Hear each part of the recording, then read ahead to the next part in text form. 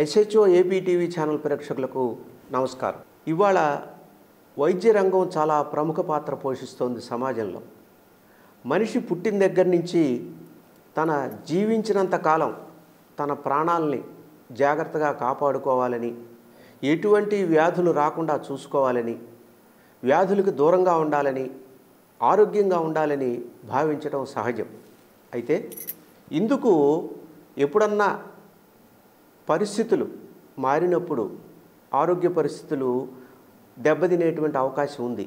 ఆ సందర్భంలో హాస్పిటల్కి వెళ్ళటం సహజం. హాస్పిటల్కి వెళ్ళినప్పుడు డాక్టర్లు ప్రిస్క్రిప్షన్ రాసిస్తారు మందులు. ఆ తర్వాత హాస్పిటల్ అడ్మిట్ అయినప్పుడు డాక్టర్ వచ్చి వెళ్ళిన తర్వాత 24 గంటలు ఒక ఐసీయూలో ఉన్నప్పుడు కానీ పేషెంట్ని పరామర్శించి దగ్గరుండి కంటికి రెప్పలా కాపాడుకునేటువంటి వాళ్ళు నర్సింగ్ సిబ్బంది. మేల్ నర్స్ కావచ్చు, ఫీమేల్ నర్స్ కావచ్చు. ఒక రకంగా చెప్పాలంటే ఒక మాటలో డాక్టర్ కంటే రోగిని దగ్గరుండి చూసుకునేటువంటి వ్యక్తి ఒక నర్సు మాత్రమే. అలాంటి నర్సు యొక్క ఉద్యోగం చాలా ప్రముఖమైంది వైద్య రంగంలో. ఇలాంటి వారిని ప్రోత్సహించేందుకు, వారి సేవల్ని గుర్తించి సమాజానికి తెలియచేసేందుకు కేంద్ర ప్రభుత్వం ఒక అవార్డుని ఏర్పాటు చేసింది. ఆ అవార్డు పేరే ఫ్లారెన్స్ నైటింగేల్. ఈ అవార్డు అందుకున్నటువంటి ఒక వ్యక్తి మన గుంటూరు జిల్లా తెనాలి సమీపంలో ఉన్నటువంటి సంగంజాగల్మూడికి చెందినటువంటి వల్లివేటి శుభావతి గారు ఈ సంవత్సరం మే 30వ తారీఖున ఢిల్లీలో భారత రాష్ట్రపతి ద్రౌపది ముర్ము గారి చేతుల మీదుగా ఈ ఫ్లారెన్స్ నైటింగేల్ పురస్కారాన్ని అందుకుని మన గుంటూరు జిల్లాకి వచ్చారు. ఈ అవార్డు అందుకోవటం ఉభయ తెలుగు రాష్ట్రాల్లో ఆవిడ ఒక్కదాన్నే ఎంపిక చేసింది కేంద్ర ప్రభుత్వం. ఇది మన తెలుగు వారందరూ గర్వించదగినటువంటి విషయం. ఈవిడ కర్నూలు జిల్లాలో అక్కడ ఒక గెజిటెడ్ ఆఫీసర్ హోదాలో పదవీ విరమణ చేశారు. ఇటీవలే ఆవిడ స్వస్థలమైనటువంటి గుంటూరుకి మకాం మార్చారు. ఆవిడ అనుకోకుండా అవార్డు అందుకున్న తర్వాత వారి యొక్క సక్సెస్ స్టోరీని తెలియజేసేందుకు మన స్టూడియోస్కి వచ్చారు. వారి సక్సెస్ ఏమిటి, వారు ఈ మొట్టమొదటిసారి ఒక హెల్త్ అసిస్టెంట్గా ఈ మెడికల్ డిపార్ట్మెంట్లో జాయిన్ అయ్యి రాష్ట్రపతి అవార్డు అందుకునేంత వరకు 39 ఏళ్ల పాటు నిర్విరామంగా అహరహం కృషి చేసినటువంటి సందర్భాన్ని మనతో పంచుకోవటానికి మన స్టూడియోస్లో ఉన్నారు. నమస్కారం శుభావతి గారు. నమస్తే అండి. చాలా సంతోషం అండి. రాష్ట్రపతి అవార్డు అందుకున్న తర్వాత మీ సొంత జిల్లా గుంటూరుకు రావటం, మరి ముఖ్యంగా మా ప్రేక్షకులకు మీ యొక్క సక్సెస్ స్టోరీని మీ మాటల్లోనే తెలియజేసేందుకు మీ సమయాన్ని మాకు కేటాయించినందుకు ముందుగా ధన్యవాదాలు.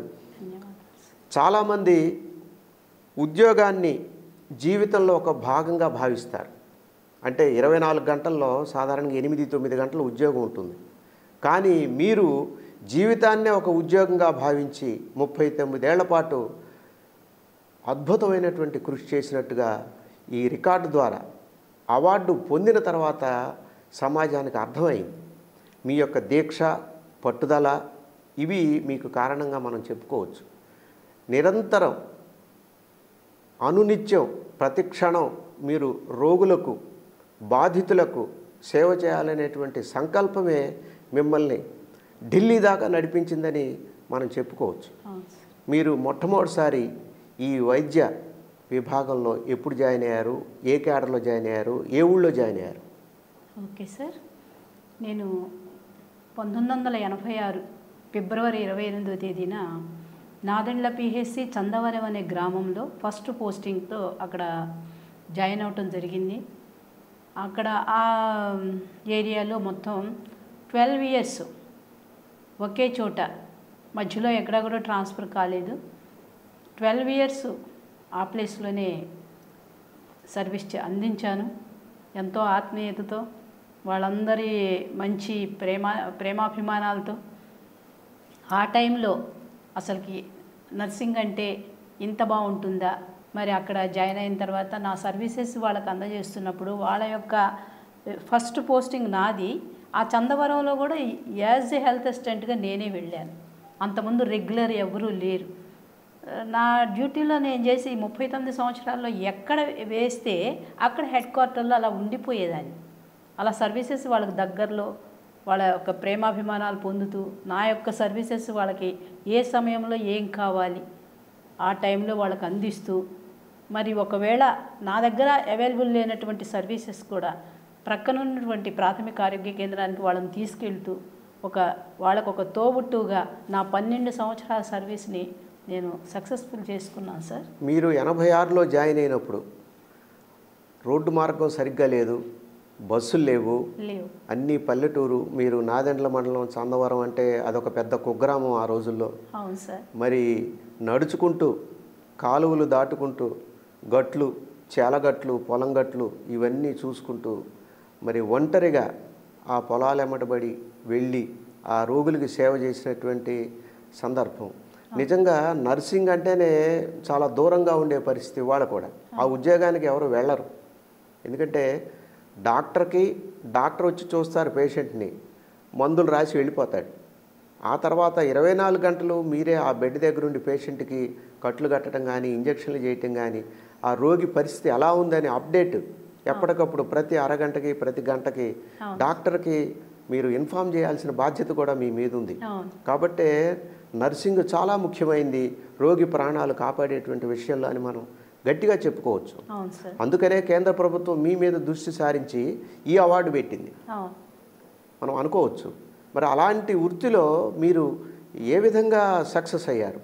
మీరు చీదర అని కానీ, కొంతమంది పేషెంట్లు చాలా భయంకరంగా ఉంటుంది వాళ్ళ పరిస్థితి. ఒక టాయిలెట్ కానీ, లేకపోతే బట్టలు మార్చటం కానీ, ఒక్కోసారి అరవటం కానీ, బాధని, ఏడుపులు ఇవన్నీ ఉంటాయి. కానీ మీరు ఈ నర్స్ అనేటువంటి ఉద్యోగానికే ఒక ఓర్పు, ఓపిక రెండు ఉంటేనే మీరు ఆ వృత్తిలో సక్సెస్ అవ్వగలరు. అలాంటి సందర్భాలు ఏమైనా ఉన్నాయా? అంటే ఇక్కడ నా మనస్తత్వం అంతా కూడా సాత్వికంగా ఉంటుంది. ఎస్.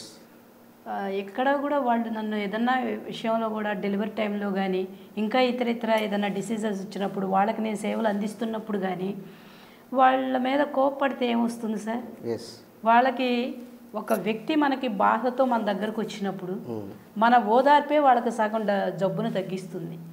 అలాంటప్పుడు ఆ విధంగా నేను వాళ్ళకి సర్వీసెస్ అందచేసి ఒక ఆత్మీయ భావంతో ఈ అక్క దగ్గరికి వెళ్తే మళ్ళీ ఎక్కడికి వెళ్ళవలసిన అవసరం లేదు, మనకు సగం బాధ తగ్గిపోతుంది అని కనీసం వాళ్ళు వచ్చినప్పుడు నా దగ్గర ఆ ట్యాబ్లెట్ లేకపోయినా కూడా దానికి ప్రత్యామ్నాయంగా వాళ్ళకి చెప్పవలసినటువంటి హెల్త్ ఎడ్యుకేషన్ ఏం చేయాలి, మనం ఇంట్లో ఏం చేయాలి. ఒక డిసీజ్ రాకముందు మేము యాక్చువల్గా తర్వాత చదివింది కూడా నేను SPM, సోషల్ ప్రివెంటివ్ మెడిసిన్. అంటే డాక్టర్స్ ఒక డిసీజ్ వచ్చిన తర్వాత మెడిసిన్స్ ఇస్తారు. మేము ఆ వ్యాధి రాకుండా చెప్పే దాంట్లో నేను పోస్ట్ గ్రాడ్యుయేషన్ చేశాను సార్. ప్రివెన్షన్ రాకుండా చూసుకుంటే, అందుకనే పెద్దవాళ్ళు చెప్తారు కలుషితం అయినటువంటి ఆహారం తీసుకుంటే మందులు వాడినా ఉపయోగం లేదు, కలుషితం కాని ఆహారం తీసుకుంటే మందులు వాడాల్సిన అవసరం లేదు. అందుకని మీ యొక్క పాత్ర మీరు ఇప్పుడు చెప్పిన మాటను బట్టి చాలా మంచిది. అసలు వ్యాధులు రాకుండా ఉంటే హాస్పిటల్కి రావాల్సిన అవసరం లేదుగా, లేదు సార్, అప్పుడు హ్యాపీ. మరి అలాగా మీరు ప్రజల్ని మోటివేట్ చేసేటువంటి కార్యక్రమం చేశారు మీరు. మరి మీరు ఆ రోజుల్లో మీ DMHO కానీ కలెక్టర్ దృష్టిలో పడ్డారా? ఆ రోజుల్లో అప్పుడు పడలేదు సార్. అంటే హెడ్ క్వార్టర్లో ఉండి 12 years చేసుకుంటూ వచ్చాను. ఎన్నో డెలివరీస్ చేశాను. ఏ ఒక్క బిడ్డ కానీ మదర్ కానీ ఫెయిల్ అయింది లేదు. చాలా సక్సెస్ఫుల్గా, అంటే అప్పటి వరకు ఆ గ్రామంలో ఒక సిస్టర్ ఉండి కానీ ఆ డెలివరీ అనేది చేయటం కానీ వాళ్ళకి తెలియదు. కాన్పులు నేను ఉండి ఆ చేయటం బిగిన్ చేసిన తర్వాత ఇక వాళ్ళు అల్లుకుపోయారు నాతో. అంత ఒక్కొక్కసారి నైట్ పెయిన్స్ వస్తే సార్ తెల్లవారుజాము దాకా కూడా డెలివరీ అయ్యేది కాదు, కాన్పు అయ్యేది కాదు. అలానే కూర్చునేదాన్ని వాళ్ళకి ధైర్యం చెప్తూ. ఎప్పుడు కూడా ఒక కేసు రిఫర్ చేయటం కానీ ఇది నా వల్ల కాదులే అని. ఒకానొక రోజు నేను ఈ సర్వీస్ చేస్తూ కూడా నాకు డిగ్రీ ఫైనల్ ఇయర్, ఆ డిగ్రీలో జాయిన్ అయినప్పుడు ఇట్లా తీసుకొని వచ్చారు. కానీ దాన్ని కంటిన్యూ చేశాను మా ఫ్రెండ్స్తో పాటు. ఆ ఫైనల్ ఇయర్ ఎగ్జామ్స్ రోజు నిజంగా ప్రామిస్ సార్, ఆ రోజు ఇంక నేను ఆ చందవరం గ్రామం నుంచి నేను తెనాలి రావాలి. ఇక ఆ రోజు డెలివరీ కేసు వచ్చింది. ఇక దేవుడి మీద భారం వేశాను. నేను ఆ ఎగ్జామ్ రాయాలా, ఈ కేసును వదిలిపెట్టి రావాలా? లేదు లేదు, నా ఎగ్జామ్ మరొక రోజైనా రాసుకోవచ్చు. నేను ఇలా వదిలి వెళ్ళిపోయాను అనుకోండి, అది క్రిటికల్ అనుకోండి, అది జీవితాంతం నాకు మానసిక వ్యధకు గురవుతాను నేను అని ఆ ఎగ్జామ్ను వదిలి నేను ఆ డెలివరీ చేశాను సార్. కానీ భగవంతుడు కూడా గ్రేట్. అది 2 గంటలకి ఎగ్జామ్. ఈ నైట్ నుంచి పెయిన్స్ వస్తుంది, తెల్లవారుజాము దాటింది, 7:30కి అట్లా డెలివరీ అయిపోయింది. ఇంక అంతే సార్. ఇంకా నా హాల్ టికెట్ తీసుకొని అక్కడ చందవరం నుంచి ఇక నా జనాలు ఇచ్చేసి ఎంత హడావుడిగా వచ్చి ఎగ్జామ్ రాశాను. అక్కడ డెలివరీ అయిపోయింది, ఇక్కడ ఎగ్జామ్ కూడా రాశాను. Exam that is God gift. నేను అదే నా ఎగ్జామ్ కోసం, నా స్వార్థం కోసం నేను వెళ్ళిపోయి ఇదైనట్లయితే నేను లైఫ్ లాంగ్ బాధపడాల్సి వచ్చేది. ఆ రోజుల్లో సిజేరియన్ లేదు. మామూలుగా మీరు చెప్పినట్టుగా న్యాచురల్గానే నార్మల్ డెలివరీలు చేసేవాళ్ళు. ఆ రోజుల్లో పల్లెటూళ్ళలో మంత్రసాని అనేవాళ్ళు. మంత్రసాని వాళ్ళు ఉండేవాళ్ళు. నేను వెళ్ళిన దగ్గర నుంచి వాళ్ళకి ఒక రకమైనటువంటి సపోర్ట్ లేదు ఇక. ఎందుకంటే వాళ్ళు మంత్రసాని చెయ్యకూడదు, నాన్ టెక్నికల్గా చేస్తారు వాళ్ళు. మాకంటూ ఒక కిట్ ఉంటుంది, మాకు హాస్పిటల్ తరఫు ఒక కిట్ ఇస్తారు. ఆర్ట్రేస్ కానీ అంతా బేబీకి మదర్కి కావాల్సినవన్నీ కిట్ ఇస్తారు. ఆ కిట్తో పాటు నేను డెలివరీ చేసేదాన్ని. ఆ విధంగా వాళ్ళు నన్ను ఒక దేవతగా, వాళ్ళ ఇంటి ఆడపడుచుగా ఇది మర్చిపోలేను సార్ నేను ఈ రోజుకి కూడా. అసలు వాస్తవంగా నార్మల్ డెలివరీ అయితేనే బిడ్డ తల్లి ఆరోగ్యంగా ఉంటారనేటువంటిది మీ వైద్య శాస్త్రం చెప్తోంది. అవును సార్. సిజేరియన్ పద్ధతి కంటే కూడా. అవును. అంటే వీళ్ళేదో డేట్ పెట్టుకుని పూర్తిగా పెయిన్స్ రావటం అని అంటే పూర్తిగా డెలివరీ అవ్వటానికి సిద్ధపడితేనే పెయిన్స్ వస్తాయి. మరి కాకుండానే ఫాల్స్ పెయిన్స్ కూడా వస్తాయి. మాకు ఆ టెక్నాలజీ అంతా తెలుసు కాబట్టి నేను ఎగ్జామ్ చేసి ఇప్పుడు అవుతుందా లేదా, డైలటేషన్ ఎంత ఉంది, దాన్ని బట్టి నేను మూవ్ అయ్యేదాన్ని సార్. ఒకవేళ ఇంకేదన్నా ఇంకా కొంచెం లేట్ అయ్యేటట్టుంటే కొన్ని ఇంజెక్షన్స్ తెప్పించి నేను అక్కడే చేసేదాన్ని. అలా అందరికి అందుబాటులో ఉంటానే నేను బాగా వాళ్ళకి అతి సన్నిహితంగా.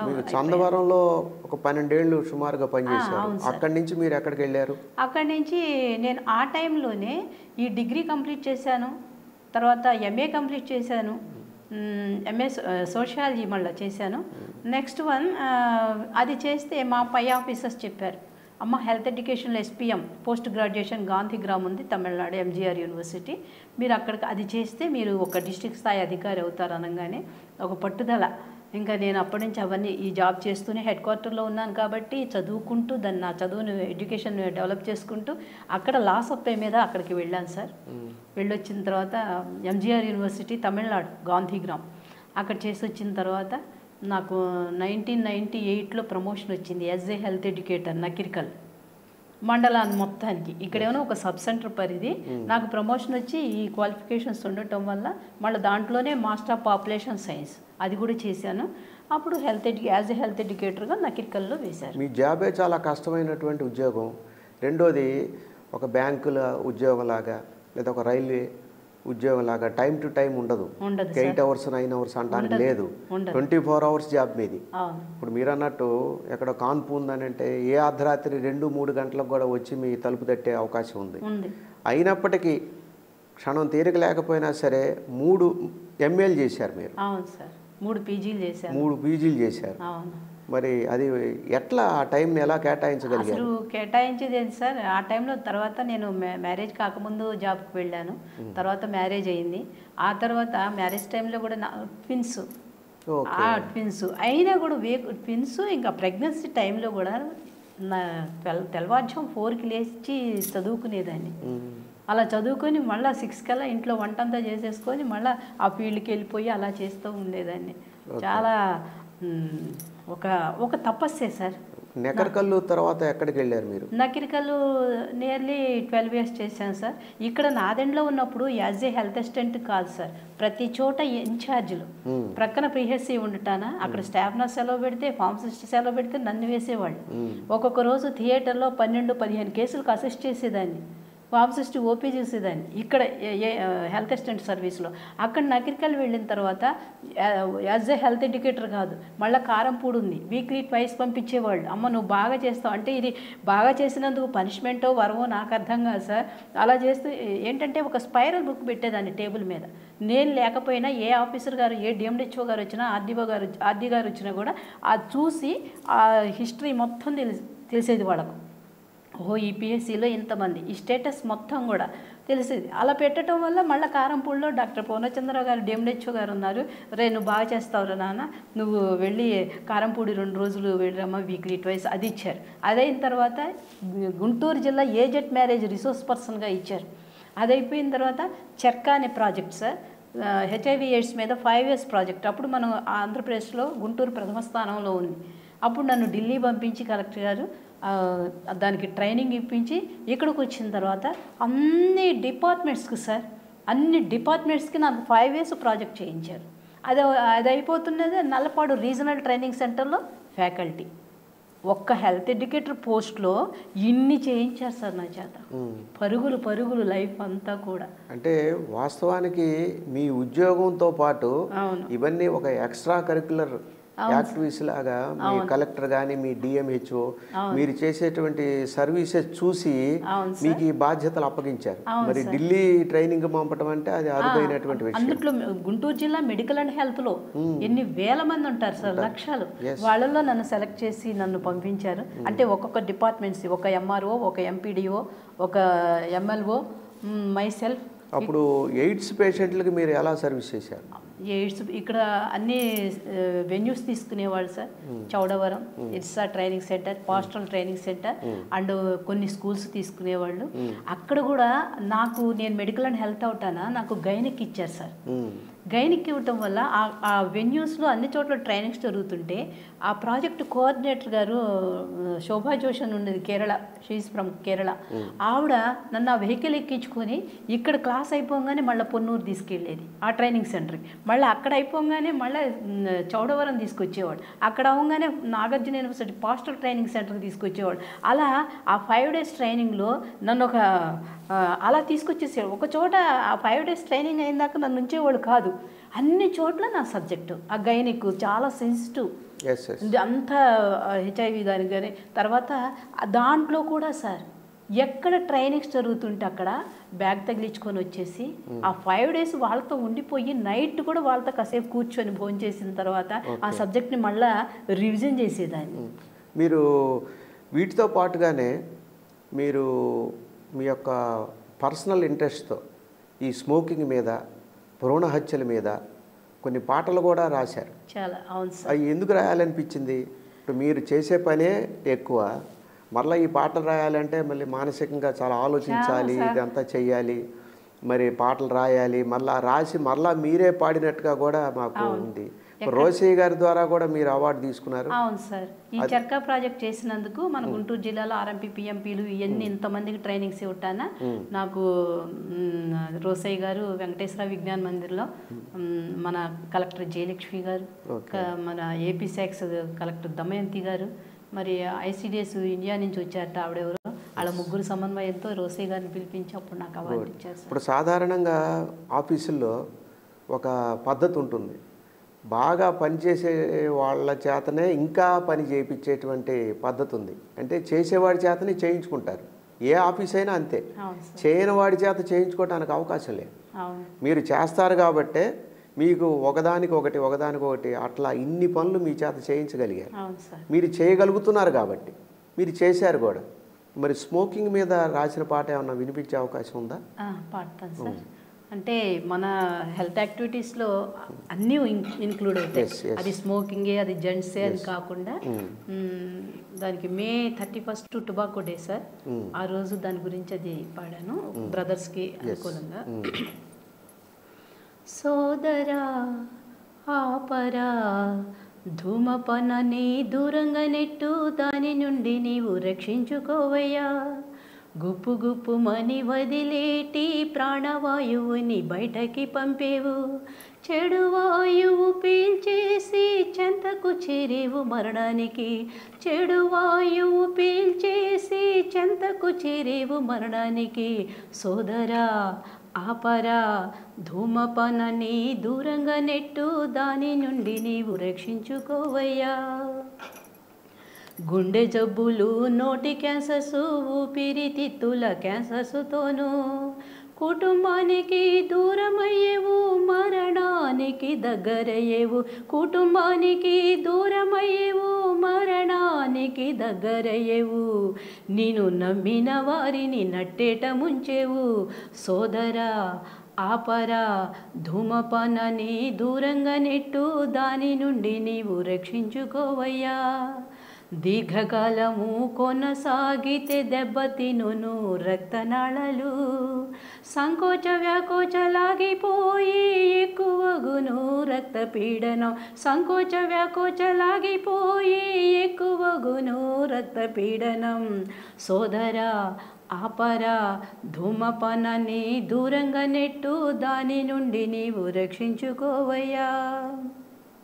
చీచీ అంటూ చీత్కారంతో తోటి వాళ్ళు నిన్ను గేలి చేసేరు, గౌరవాన్ని నీవు కోల్పోయి బ్రతుకు భారంగా నిలిచేవు.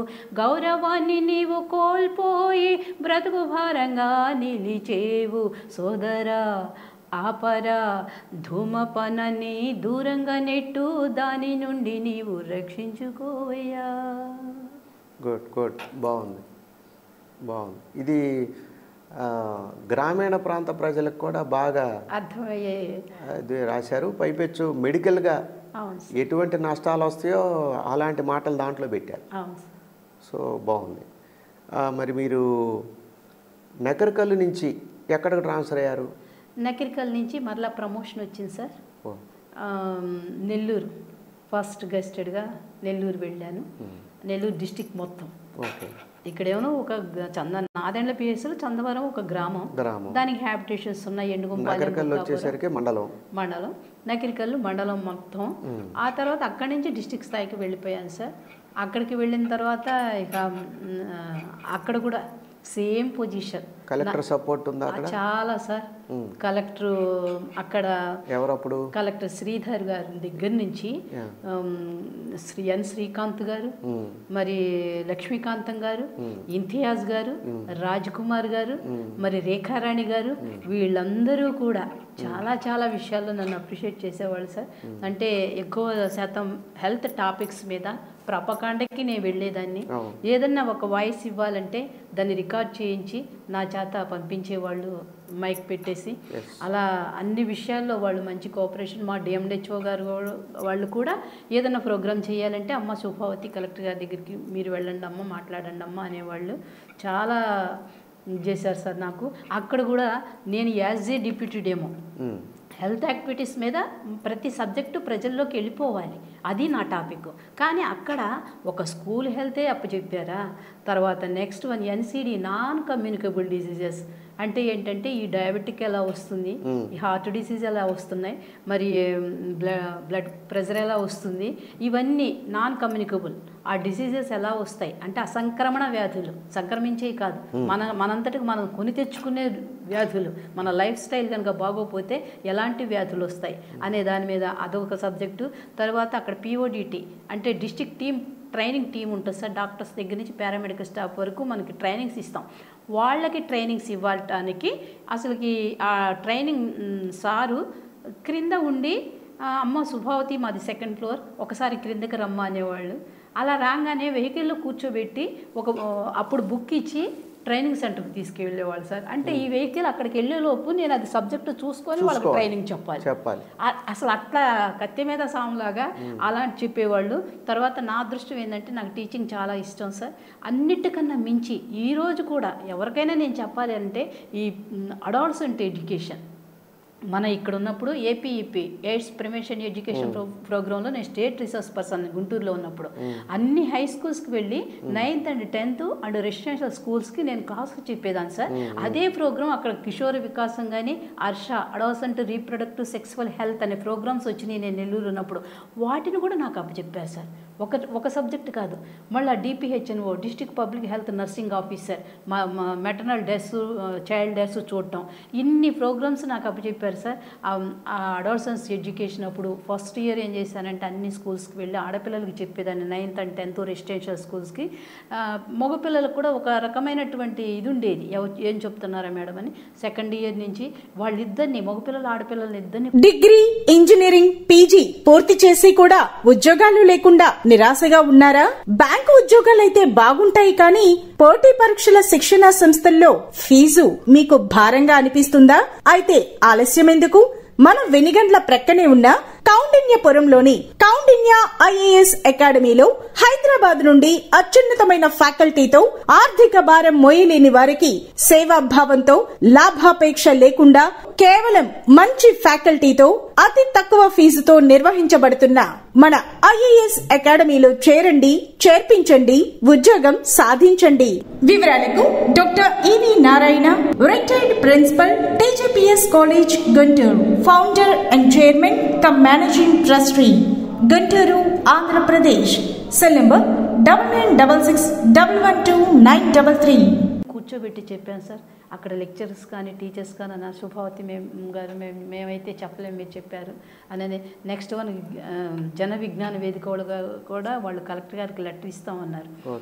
తర్వాత మళ్ళీ మీరే కంటిన్యూ కావాలని మళ్ళీ అక్కడ 7 years చేశాను సార్. మళ్ళీ ప్రమోషన్ మీద అక్కడికి శ్రీకాకుళం వెళ్ళాను. ఇక్కడ ఎన్నో programmes sir.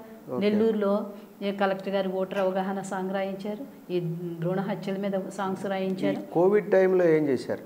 Covid time Srikakulam sir. Covid time శ్రీకాకుళంలో ట్రయాజింగ్ అనేది ఒక ప్రోగ్రామ్ నాకు చెప్పారు. అంటే డిస్ట్రిక్ట్ టీమ్గా వేసేసి ఆ టైంలో ఆ ఏరియాలో కొంచెం కేసులు కూడా తక్కువ ఉన్నట్టున్నాయి. శ్రీకాకుళం ఉన్నాయి సార్, కేసులు ఉన్నాయి. అప్పుడు కేసులు ఉన్నాయి. First round, second round 2 times అక్కడ ఇన్ఛార్జిగా మా సెక్షన్లో ఒక పిఓడిటీ గాని నన్ను కానీ డిపిహెచ్ఎన్ఓ గారు ముగ్గురు కలిసి ఒక కమిటీ మేము మాకు వర్క్ డివైడ్ చేసేసి ట్రయాజింగ్ అనే దానికి రోజు డైలీ డిస్ట్రిక్ట్ మొత్తం అంతా ఫిగర్ రప్పించి ఈవినింగ్ కల్లా కలెక్టర్ గారికి సబ్మిట్ చేసేవాళ్ళం. అది సక్సెస్ఫుల్గా చేసినందుకు మళ్ళీ అక్కడ కలెక్టర్ గారు నాకు అవార్డు ఇచ్చారు. అదేవిధంగా ఇక్కడ నెల్లూరులో ఎన్ శ్రీకాంత్ గారి దగ్గర, అందరి దగ్గర, లక్ష్మీకాంతం గారు కానీ, మరి శ్రీధర్ కృష్ణారెడ్డి గారు ఎమ్మెల్యే గారు కానీ. జనరల్గా ట్రైబల్ ఏరియాలో బాల్య వివాహాలు ఎక్కువ జరుగుతూ ఉంటాయి. అవును సార్. అంటే అవగాహన లేకపోవటం వల్ల అవును, ఏదో కూలీనాలి చేసుకుని బతికేటువంటి పరిస్థితుల్లో ఏదో ఒక బాధ్యత అయిపోతుంది, ఒక పని అయిపోతుంది అని చెప్పి చేసే పద్ధతులు ఉన్నాయి. ఎందుకంటే మీరు శ్రీకాకుళంలో పనిచేశారు కాబట్టి అక్కడ మీరు ఇలాంటి వాళ్ళందరినీ ఎక్కువ మందిని చూసుంటారు. ట్రైబల్ ఏరియాలు చేశారు మీరు. మరి ఆ బాల్య వివాహాల మీద ఏమన్నా పాట రాశారా? రాశాను సార్. అది కొంచెం వినిపించండి. అది ఆ పిల్లలకి చెప్తే అర్థం కాదు కాబట్టి తల్లికి ప్రబోధ గీతంగా, తల్లిని మోటివేషన్ చేయాలనే దీంతో అమ్మకి మేలుకో మా కనులు తెరచి చూడమ్మా, నీ చిట్టి తల్లి ముద్దు మురిపెం చూడమ్మా, నువ్విచ్చే ఆహారం, నువ్వు చూపే ఆదరణ నీ బిడ్డకు దీవెనగా మారాలి, బంగారు భవిష్యత్తుగా మారాలి, నువ్వే దీని బాచురాలవమ్మా, అమ్మా మేలుకోమ్మా కనులు తెరచి చూడమ్మా. 10 సంవత్సరముతో ప్రారంభమవుతున్న కౌమార దశను నువ్వు గుర్తించాలి, ఈ దశలో జరిగేను మార్పులెన్నో, భయముంది నీ బిడ్డకు ధైర్యమివ్వు, మేలుకోమ్మా కనులు తెరచి చూడమ్మా, నీ చిట్టి తల్లి ముద్దు మురిపెం చూడమ్మా, చిన్నప్పుడే పెండ్లి చేసి చిట్టి తల్లి జీవితాన్ని చిందర వందర నువ్వు చేయొద్దమ్మా, సంతానోత్పత్తి రేటు పెంచొద్దమ్మా, దేశ జనాభాను నువ్వు పెంచొద్దమ్మా, నువ్వే దీని బాచురాలవమ్మా, అమ్మా మేలుకోమ్మా కనులు తెరచి చూడమ్మా. వెంట వెంట కాన్పులతో గర్భస్రావములతోనూ నెలలు నిండక జరిగిన కాన్పులతోనూ బరువు తక్కువ కలిగిన బిడ్డలతోనూ రక్తహీనతకును గురియవునమ్మా, మాతా శిశు మరణాలు సంభవిస్తాయి, నువ్వే దీని బాచురాలవమ్మ, అమ్మా అమ్మా మేలుకోమ్మా కనులు తెరచి చూడమ్మా. బాగుంది. ఇప్పుడు ఈ పాట మీకు మెడికల్ సదస్సులు, సమావేశాలు, ట్రైనింగ్స్లో పాడుతుండేవాళ్ళ? తప్పకుండా సార్. మీ డిఎంహెచ్ఓ, కలెక్టరు అవును సార్, ఈ పాడించేవాళ్ళు? జన్మభూమి ప్రోగ్రామ్స్లో కానీ చైతన్యం కలిగించేదా. తర్వాత ఆల్ ఇండియా రేడియో విజయవాడలో కూడా ఏజెడ్ మ్యారేజ్ టాపిక్ ఇచ్చాను సార్. అప్పుడు దాని కంటిన్యూగా ఈ సాంగ్ కూడా నా చేత సార్ వాళ్ళు పాడించారు అక్కడ రేడియోలో విజయవాడలో. అక్కడ ఇది మాతా శిశు మరణాలు అరికట్టడం ఎలా, బాలికా సంరక్షణ పథకాలు, ఈ ప్రోగ్రామ్స్ అన్నీ ఇచ్చాను. నెక్స్ట్ నేను నెల్లూరు వెళ్ళిపోతానా, దూరం అవుతానా, నేను రాలేకపోయాను మళ్ళీ ఆ ప్రోగ్రామ్స్కి. చాలాసార్లు ఫోన్ చేశారు వాళ్ళు. 2014 ఎలక్షన్స్లో ఓకే సార్, ఓటరు చైతన్యం కోసం మీ చేత కలెక్టర్ గారు పాట రాయించారని చెప్పి అవును సార్ విన్నాను. అది ఎంతవరకు నిజం? Correct sir, correct. 2014 సారు ఎన్ శ్రీకాంత్ గారు, ఇంతియాజ్ గారు, రేఖారాణి గారు, రాజ్ కుమార్ గారు, వీళ్ళ నలుగురు సమన్వయంతో నన్ను పిలిపించి. మరి ఇప్పుడు రాసిన పాటలేమో మెడికల్కి సంబంధించి, అవును సార్, ఓటర్ అనేసరికి అది సపరేట్ సబ్జెక్టు, అది ఎలా రాయగలిగారు? నాకు యాక్చువల్గా అది సబ్జెక్ట్ సోషియాలజీ చదివాను, BA politics sir. BA politics, MA sociology, intermediate CEC, రకరకాల అన్ని టెస్టులు. సో ఆ పిలిపిస్తే దాని గురించి రాస్తే వెంటనే నన్ను చెన్నై పంపించారు. తమన్ మ్యూజిక్ చేశారు. గీతా మాధురి, మాళవిక, శ్రీకృష్ణ, కృష్ణ చైతన్య వీళ్ళందరూ కూడా పోలీస్ పెరగ్రౌండ్లో బహిరంగ సభ ఏర్పాటు చేసి అంతా కూడా మనీ కూడా దానికి బాగా ఎలక్షన్స్కి ఖర్చు పెట్టడానికి ఆ విధంగా సార్ వాళ్ళు మోటివేషన్ క్యాంపెయిన్ తమను మ్యూజిక్ డైరెక్ట్ చేశారు. అవును సార్, అవును. బాగా క్లిక్ అయింది అప్పుడు ఆ టైంలో బాగా. సో అయితే అది ఎప్పుడు ఎలక్షన్లు వచ్చినా మీ పాట పని అసలు దానికి ఇంకా చలనం లేదు సార్.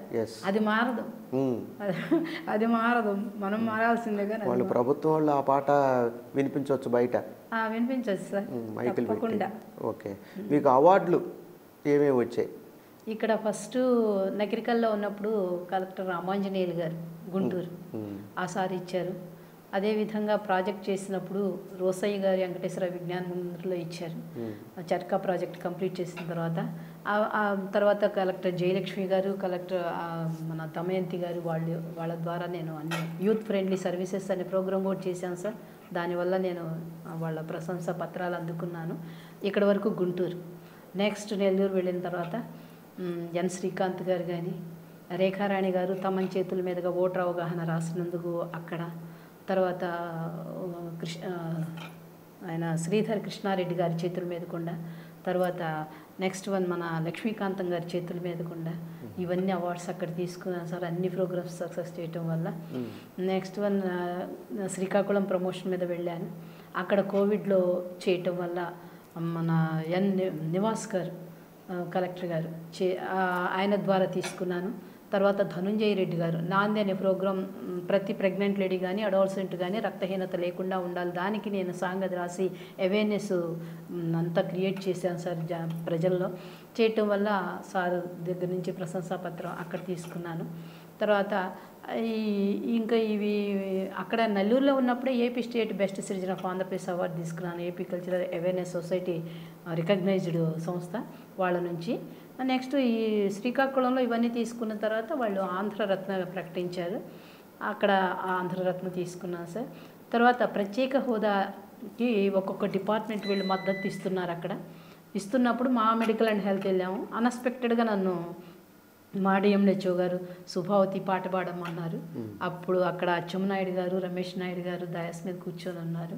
నాకు ఇంకా వెంటనే నేను రాజధాని, అమరావతి రాజధాని సాంగ్ రాసున్నాను అంతకుముందు, అది పాడాను. సరే అచ్చెన్నాయుడు గారు, రమేష్ నాయుడు గారు పిలిచి వాళ్ళు ప్రశంసించి నాకు బొకే, షేక్ హ్యాండ్ అవన్నీ ఇచ్చారు సార్. అక్కడ ఆ విధంగా జరిగింది. కర్నూలు ఎప్పుడు వెళ్ళారు? తర్వాత కర్నూలు మళ్ళీ అక్కడి నుంచి ప్రమోషన్ మీద. నా సర్వీస్ అంతా ఒక చోట నుంచి ఒక చోటికి ప్రమోషన్ మీద ట్రాన్స్ఫర్ అయ్యి కానీ మధ్యలో ఎక్కడ ట్రాన్స్ఫర్ జరగలేదు సార్. 30 సంవత్సరం వెళ్ళారు కర్నూలు? 2022 వెళ్ళాను, డిసెంబర్ వెళ్ళాను సార్. ఏ డిజిగ్నేషన్ అక్కడ? Management instructor. నెల్లూరు ఫస్ట్ గెస్టెడ్ సార్, శ్రీకాకుళం సెకండ్ గెస్టెడ్, ఇది థర్డ్ గెస్టెడ్. అది చాలా రేర్ సార్. కర్నూలులో రిటైర్ అయ్యారు? కర్నూలులో రిటైర్ అయ్యాను. అక్కడ కూడా ఇది మొన్న వచ్చినందుకు నాకు ఈ ఫ్లారెన్స్ నైటింగేల్ అవార్డు, అంటే జనవరి రిటైర్ అయ్యాను, నవంబర్లో అప్లై చేశాను. వస్తుందనే మనస్ఫూర్తిగా నేను. మీకు ఈ అవార్డుకి ఉందని మీకు ఎలా తెలుసు? అప్లై చేయమని ఎవరైనా చెప్పారా? అప్లై చేయమని మా ఫ్రెండ్స్ ఇన్ని ఉన్నాయి కదా మేడం, ఒక్కసారి మీరు అప్లై చేసి చూడండి. యాక్చువల్ అంతకుముందు దాకా నేను చెయ్యాలనే నాకేం అనిపించలేదు. ఒకవేళ వచ్చేది అవును ఇంతకుముందే. ఇక మళ్ళీ వాళ్ళందరూ ప్రోద్బలంతో, మా ఫ్రెండ్స్ ప్రోద్బలంతో నేను చేయాలని చేశాను సార్. నవంబర్ చేశాను, జనవరి రిటైర్ అయిపోయాను. యాక్చువల్గా మే 13 ఫ్లారెన్స్ నైటింగేల్ బర్త్డే, ఆ రోజు ప్రకటిస్తారు. అలాంటిది లేదు. ఇంకా ఓహో నాకు రాలేదేమో అనుకున్నాను, కానీ నాకు మనసులో ఎక్కడో వస్తుంది అనుకున్నాను. అక్కడి నుంచి ఫోన్ వచ్చిందా మీకు? మే 30th అంటే మే 25th ఫోన్ వచ్చింది సార్ ఢిల్లీ నుంచి. వచ్చి ఇలా వచ్చిందమ్మా మీకు, మీరు ఫ్లైట్ టికెట్స్ అవన్నీ మేము 30వ తారీఖు వచ్చి రిసీవ్ చేసుకోండి అన్నారు. ఓకే, అది సార్. మరి మీకు అలా సడన్గా ఒకసారిగా ఢిల్లీ నుంచి ఫోన్ రాగానే మరి మీకేమనిపించింది? సంతోషం ఉంటుంది సార్. అది ఫస్ట్ టైం కాదు, కాకపోతే ఏంటంటే మన రాష్ట్రంలో అందరి దగ్గర తీసుకున్నాను, కలెక్టర్స్ దగ్గర నుంచి minister. So last place Kurnool కాబట్టి కర్నూలు కలెక్టర్, కర్నూలు డిఎంహెచ్ఓ. నేను అనుకున్నాను అయ్యో ఇది regional training centre Kurnool, public తో రిలేషన్ లేదు, ఓన్లీ డాక్టర్స్ స్టాఫ్ వరకే ట్రైనింగ్స్కి వస్తారు. ఓహో ఈ 4 గోడల మధ్య నా సబ్జెక్ట్ ఏంది, నేను చెప్పుకోవటం ఏంటి, అంతే కదా. ఇక్కడ ఏం ఉండవు కావాలి నాకుంది మనసులో, ఇక్కడ ఏం రావు కావాలి, ఇక ఎటువంటి అటాచ్ ఉండదు కదా అని అనుకున్నాను. అలాంటిది అక్కడే మన ఫ్లారెన్స్ నైటింగేల్ అవార్డు రావటం. తర్వాత కలెక్టర్కి చెప్పారా కర్నూలు? కలెక్టర్ గారు మళ్ళీ పిలిపించి నాకు సన్మానం చేశారు. మాకు ప్రిన్సిపల్ మేడం గారు సార్, మేడం గారు వాళ్ళంతా కూడా చాలా చాలా ఆనందపడ్డారు. ఇక అక్కడ కలెక్టర్ గారు చేశారు.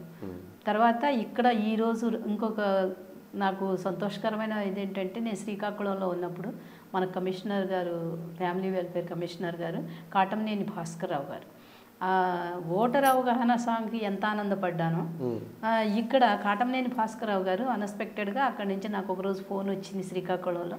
అమ్మ ఒక ఈ శానిటేషన్ మీద వాటి మీద అర్బన్ హెల్త్ సెంటర్స్ ఇనాగ్రేట్ చేయబోతున్నాం ఏపీలో, ఆంధ్రప్రదేశ్లో. అక్కడ ఒక కమిటీ, ఒక స్టాఫ్ ఉంటారు, వాళ్ళకి ఒక ప్రేయర్ గీతంగా సబ్జెక్టుకు అనుగుణంగా పాట రాయమన్నారు సార్. అది పాట రాసి పంపిస్తే ఆడియో ప్లీజ్ అని పెట్టారు. నేను అది పాడి పంపించాను. వాళ్ళు ఆ సాంగ్ని స్టేట్ మొత్తం ఒక జీవోగా తయారు చేసి ఈరోజు మన ఏపీలో ఎక్కడ అర్బన్ హెల్త్ సెంటర్కి వెళ్ళినా కూడా ఏఎన్ఎం ఫ్రంట్ పేజీలో అది ప్రేయర్ సాంగ్గా నాది ఉంటుంది సార్.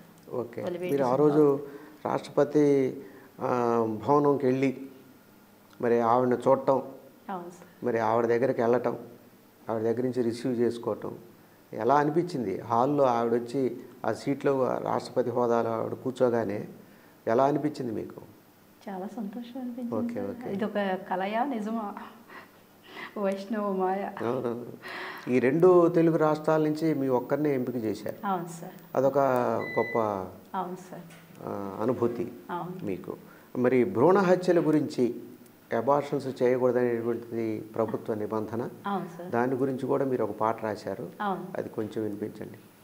అది అంటే ఇప్పుడు తల్లి గర్భంలో ఉన్నటువంటి పాప, డాక్టర్స్ కూడా చెప్తారు, ఒక ప్రెగ్నెంట్ లేడీ ఉన్నప్పుడు ఆవిడ సంతోషంగా ఉంచాలి, ఆవిడ మంచి మంచి గ్రంథాలు చదవాలి, ఆ ప్రభావం లోపల బిడ్డ మీద పడుతుంది అని చెప్తూ ఉంటారు కదా సార్. దానికి అనుగుణంగా నేను ఏం చేశానంటే, ఆడపిల్లని తెలిసి కుట్ర చేసి తనను తీసివేయబోతున్నప్పుడు ఆ పాప ఇవన్నీ వ్యూస్ గ్రహించి బయటకి చెప్పలేదు. అంటే జనరల్గా ఇవి స్కాన్లో అమ్మాయి అని చెప్పి అనగానే ఈ అబార్షన్ చేయించుకునే పరిస్థితి, అబ్బాయి అంటే చేయరు సార్, రెడీగా ఉంటారు. మీరు నేను నెల్లూరు చేసిన సబ్జెక్ట్ కూడా అదే కదా సార్, స్కాన్ సెంటర్స్ అవన్నీ చూడటం అవన్నీ. ఇంకా అందుకని నాకు అనిపించింది, అబ్బా లోపల గర్భంలో ఆడపిల్లని తెలిసి కుట్ర చేసి తను తీసివేయబోతున్నారు కదా అని ఆ పాప లోపలే ఉండి వాళ్ళ అమ్మని హృదయోదయారకంగా వేడుకునే సాంగ్ సార్. అమ్మా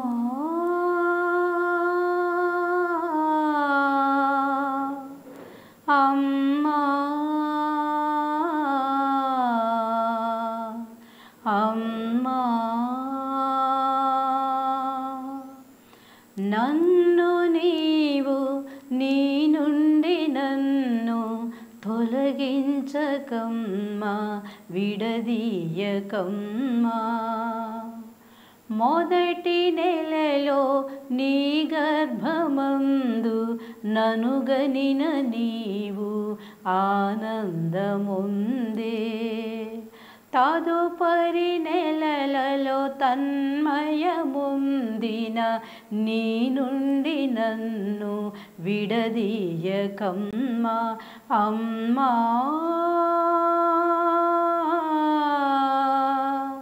అమ్మా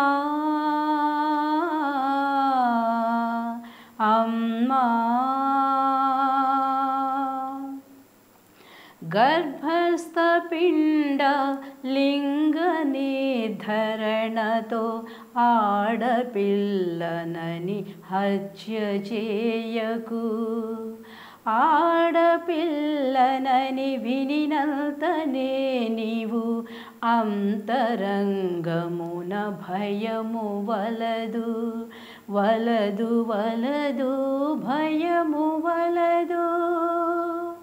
నన్ను నీవు ఖండించనీయకు, నాకు నీవు జీవితమివ్వు. మాతృత్వమనే అమృతంతో నన్ను నీవు బ్రతికించవమ్మా అమ్మా. అమ్మా అమ్మా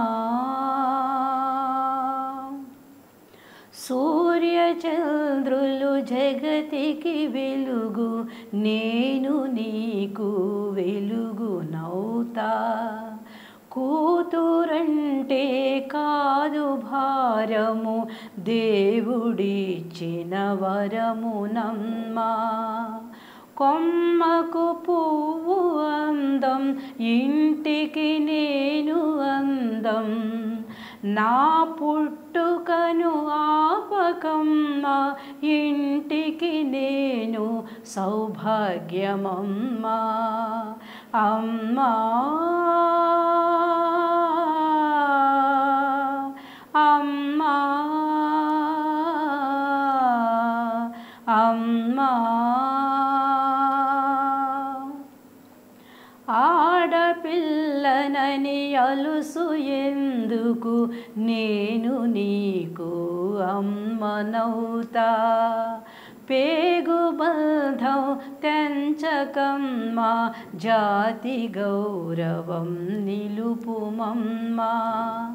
నిండు నెలలు నన్ను మోసి నీవు నా జన్మ నాకు అందించవమ్మా. ఈ జన్మలోనే నీ రుణము నేను తీర్చేటి వరమివ్వు అమ్మా. అమ్మా అమ్మా అమ్మా. గుడ్ గుడ్, బాగుంది. మంచి టాపిక్స్ మీద రాశారు పాటలు. స్మోకింగ్ ఒకటి, బాల్య వివాహాలు ఒకటి, భ్రూణ హత్యలు ఒకటి. మీ డిపార్ట్మెంట్కి తగ్గట్టుగా ఇవి చాలా అవసరం సమాజంలో కూడా. చాలా చక్కటి పద్యాలు, చాలా మీనింగ్ఫుల్గా ఉన్నాయి మీరు రాసినటువంటి పాటలు కూడా. సబ్జెక్ట్ ఉండాలి సార్ దాంట్లో. చాలా అవసరం ఇవన్నీ కూడా, మంచి పాటలు. అలాగే మీరు చక్కటి ఓటరు చైతన్యం కూడా, అది కూడా చాలా మంచి సామాజికంగా. సంతోషం అండి. ఇప్పుడు మీరు రిటైర్ అయ్యారు, మరి రిటైర్మెంట్ లైఫ్ ఎలా లీడ్ చేయాలనుకుంటున్నారు? ఏమిటి మీ, ఇప్పుడు రాష్ట్రపతి అవార్డు వచ్చింది, హ్యాపీ, ఉన్నతమైనటువంటి పురస్కారం అందుకున్నారు. మరి మీరు ఏం చేయాలనుకుంటున్నారు? ప్రభుత్వం, మీ డిఎంహెచ్ఓ కర్నూలు కానీ, మీ కర్నూలు కలెక్టర్ కానీ, అమ్మ మీరు రాష్ట్రపతి అవార్డు అందుకున్నారు, మరి అప్పుడప్పుడు వచ్చి మా దగ్గర ఏమైనా క్లాసులు చెప్తారా అని అడగటం కానీ ఏమిటి అసలు? అది కోర్స్ ఆఫ్. అక్కడ అవార్డు తీసుకోగానే హెల్త్ మినిస్టర్ గారు ఫోన్ చేశారు సార్. ఓకే. ఫోన్ చేసి తర్వాత కంగ్రాట్స్ చెప్పేసి ఒక 20 minutes సార్ మాట్లాడారు నాతో. మాట్లాడి తర్వాత మాకు మళ్ళీ ఏదైనా అవసరాలు వచ్చినప్పుడు మీరు మీ సర్వీసెస్ మాకు అందచేయండి అమ్మ అని సార్ చెప్పారు. అటువంటిది ఏదైనా అవకాశం వస్తే నేను తప్పకుండా చేస్తాను సార్. అందుట్లో నాకు టీచింగ్, ఈ adolescent, that is critical face, కష్టమైన దశ. అక్కడి నుంచే స్టార్ట్ అవుతుంది లైఫ్ మొత్తం కూడా.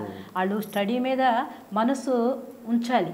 అలా కాకుండా ఆ టైంలో వాళ్ళకు వచ్చే ఫిజికల్ చేంజెస్ కానీ మెంటల్ చేంజెస్ వల్ల చాలా చాలా పిల్లలంతా కూడా మారిపోతున్నారు. ఇప్పుడు ఉన్నటువంటి సెల్ ఫోన్లు కానీ ఈ టీవీలు, ఈ సినిమాలు ప్రభావం ఎక్కువ పడుతుంది పిల్లల మీద. అంతేకాదు ఆ యొక్క చేంజెస్ వాళ్ళు తట్టుకునే స్థితి లేదు. తల్లిదండ్రులు చెప్పలేకపోతున్నారు. ఎందుకంటే మన భారతదేశం సాంప్రదాయాలు, కట్టుబాట్లు పిల్లల దగ్గర మనం ఏమీ మాట్లాడకూడదని పేరెంట్స్ గుప్పిడి మూసట్టు పెడుతున్నారు. ఇది సైన్స్, ఇది ఎడ్యుకేటెడ్, మనం చెప్పాలి. 86లో మీరు ఉద్యోగంలో చేరినప్పుడు పరిస్థితులు, ఒక హెల్త్ అసిస్టెంట్గా, ఇవాళ హెల్త్ అసిస్టెంట్ పోస్ట్లో జాయిన్ అయిన వాళ్ళ పరిస్థితి మీరు కంపేర్ చేసుకుంటే సంబంధమే లేదు సార్. కాబట్టి అలా వాళ్ళు తల్లిదండ్రులు చెప్పలేకపోతున్నారు. మరి టీచర్స్ చెప్పాలన్నా కూడా స్టూడెంట్స్కి వాళ్ళని అడగాలంటే ఒక రకమైన భయం ఉంటుంది సార్. అటువంటి ఆ ఫేస్ని దాటి రావాలి అని అంటే ఈరోజు ఒక HIV ఎయిడ్స్ తీసుకుంటే 50% యూతే ఉన్నారు సార్. దాంట్లో 50% యూత్ ఉన్నారు. మరి ఈ పిల్లల్ని మార్చేది ఎవరు? నాకు కనుక ప్రభుత్వం అవకాశం ఇస్తే నేను అడాల్సన్స్ ఏజ్ గ్రూప్ దగ్గర నుంచి నేను అక్కడ స్టార్ట్ చేసుకుంటాను సార్. వాళ్ళకు ఉన్నటువంటి వాళ్ళ యొక్క సైకిల్లో వాళ్ళు పాపం ఆడపిల్లలు ఉన్నారు సార్. మినిస్టర్ సైకిల్లో ఎన్ని ప్రాబ్లమ్స్ ఎవరిని అడగలేరు. వాళ్ళు చదువు మీద కాన్సన్ట్రేషన్, భావి భారత పౌరులు వాళ్ళు. మరి ఇక్కడే ఆగిపోయి ఈ సమస్యలతో సతమతం అవుతున్నప్పుడు స్టడీ మీద ఎలా కాన్సన్ట్రేషన్ పెడతారు సార్? నేను అందుకని నన్ను కనుక వదిలితే, రాష్ట్రంలో వదిలితే నేను మాత్రం నాకు అడాల్సన్స్ ఎడ్యుకేషన్ నాకు కావాలి. నేను ఆ పిల్లల్ని ప్రభావితం చేస్తాను. ప్రభుత్వం వైపు నుంచి సరైనటువంటి ప్రోత్సాహం, అంటే మీరు పూర్తిగా రిటైర్ అయి ఉన్నారు కాబట్టి మీ పూర్తి సమయాన్ని ప్రభుత్వం వాళ్ళు వినియోగించుకుని, పబ్లిక్ అంటే ఈ పిల్లలే రేపు ఒక అమ్మగా మారుతుంది, ఈ బిడ్డే ఒక తండ్రిగా మారుతాడు. మగపిల్లలకు కూడా చెప్పిన సర్వీసెస్లో వాళ్ళకి యూత్ 50% ఉన్నారంటే వాళ్ళలో ఉన్నటువంటి చేంజెస్ ఏంటో వాళ్ళకి అర్థం కాక ఆ టైంలో ఒక ఫ్రెండ్ని ఫ్రెండ్గా చేసుకోవటం, ఇద్దరు ముగ్గురు కలిసి ఏదో ఒక చెయ్యాలి మనం అనే భావనకు వెళ్ళిపోతున్నారు సార్. వాళ్ళని మార్చగలిగితే భావి భారత పౌరులుగా మంచి తల్లి తండ్రిగా తీర్చిదిద్దబడతారు సార్. వాళ్ళకి చెప్తే చాలు సార్. ఈ పురస్కారం ఎటు అందుకున్నారు కాబట్టి హెల్త్ మినిస్టర్ కూడా మీకు ఫోన్ చేసి మాట్లాడారు. ప్రభుత్వం మరి మీ యొక్క సర్వీసెస్ని ఏ విధంగా వాడుకుంటుందో భవిష్యత్తులో మనం వేచి చూద్దాం. ఆఖరి ప్రశ్న అండి సుభావతి గారు, ఆంధ్ర బ్యాంక్ వ్యవస్థాపకులు డాక్టర్ భోగరాజు పట్టాభి సీతారామయ్య గారి పేరుతో ప్రారంభించినటువంటి పట్టాభి కళాపీఠం వాళ్ళు మీకు లైఫ్ టైమ్ అచీవ్మెంట్ అవార్డు ఇవ్వటానికి మీకు ప్రకటించారు. పట్టాభి సీతారామయ్య గారి బర్త్డే జన్మదినం నవంబర్ 24వ తారీఖున, రేపు వచ్చే నవంబర్లో మీరు ఆ అవార్డును అందుకోబోతున్నారని చెప్పి మీరు చెప్పారు.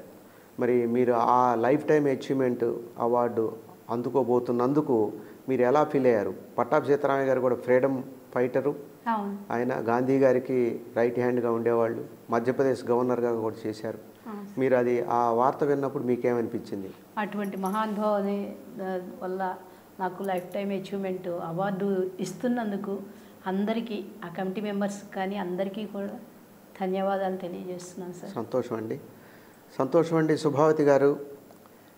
ఒక గుంటూరు జిల్లా తెనాలి సమీపంలో సంగంజాగలమూడి నుంచి ఒక గ్రామంలో పుట్టి అంచెలంచెలుగా ఎదిగి మరీ కుగ్రామం చందవరంలో హెల్త్ అసిస్టెంట్గా జాయిన్ అయ్యి అక్కడి నుంచి ఒక గెజిటెడ్ ఆఫీసర్గా శ్రీకాకుళం, నెల్లూరు, కర్నూలు ప్రాంతాల్లో పనిచేసి మీ సేవలు రాష్ట్ర వ్యాప్తంగా అందరికీ తెలిసేటట్టుగా చేసి మీరు ఒక నర్సింగ్ విభాగంలో మీరు ఒక మోడల్గా నిలిచారు.